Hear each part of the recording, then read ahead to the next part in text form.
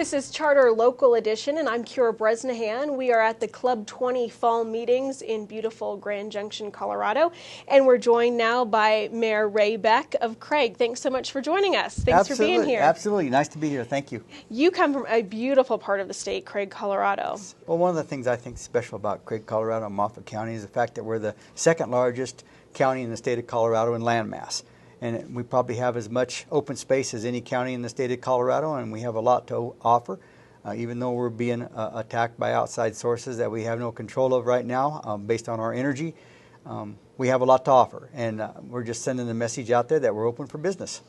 Now, those outside sources, you're talking about natural and gas, oil and gas regulations, and what comes into play with that is severance taxes, and for the last few years you guys have been struggling with lower severance taxes. Well, that's exactly right, and so a severance tax, let me back up a little bit. Since I'm the mayor of Craig, our budget is constructed around three basic revenue streams, one being sales tax, the other one being property tax, we get some of that, and then also severance tax.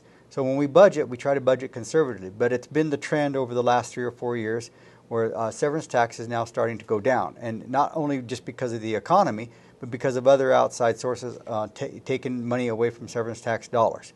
And so I guess one of my messages would be to our governor. I understand he's got about 2.5 years left in his term, and I'd really like to see him leave a legacy for Western Colorado, and that's protect severance tax dollars to those communities that are actually impacted by oil and gas production and coal extraction. And so we depend on those severance tax dollars to do our capital improvement projects. And so part of that is I think they're looking at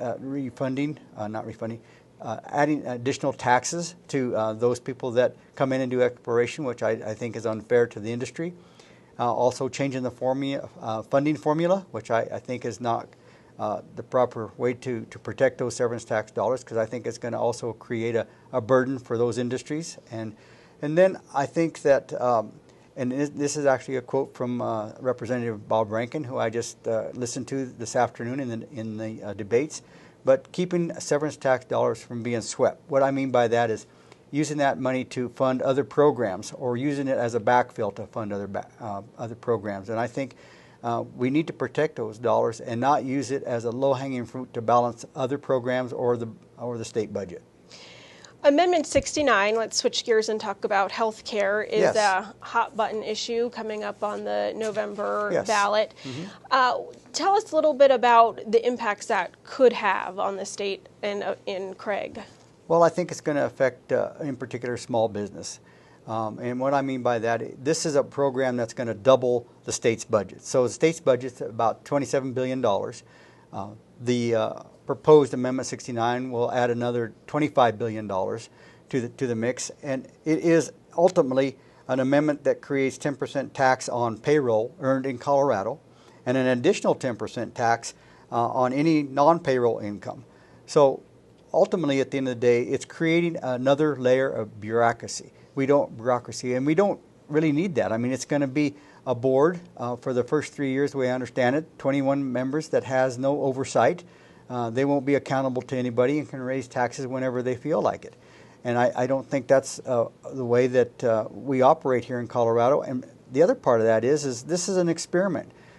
Colorado shouldn't be the guinea pig for Amendment 69, which is going to be Initiative 20 on the ballot. So I'll just let you know that Colorado Counties, Inc., Colorado Municipal League, Associated Governments of Northwest Colorado, Club 20 have all come out in opposition of Amendment 69, and we're encouraging the citizens to take a look at that, read up on it, and study it, because this will not be good for Colorado.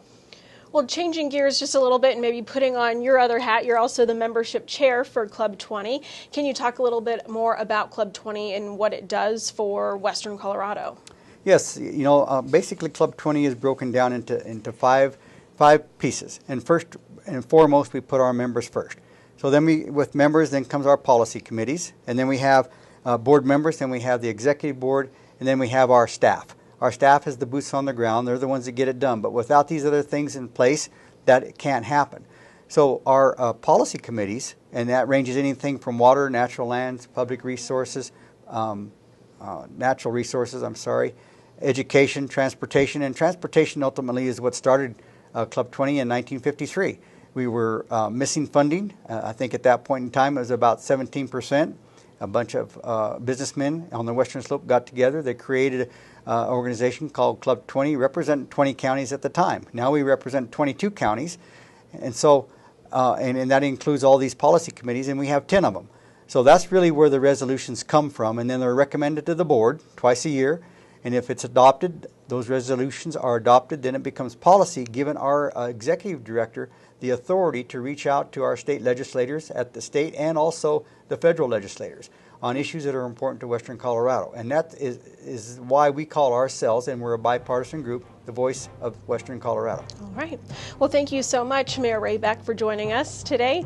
And you're watching Charter Local Edition. I'm Keira Bresnahan.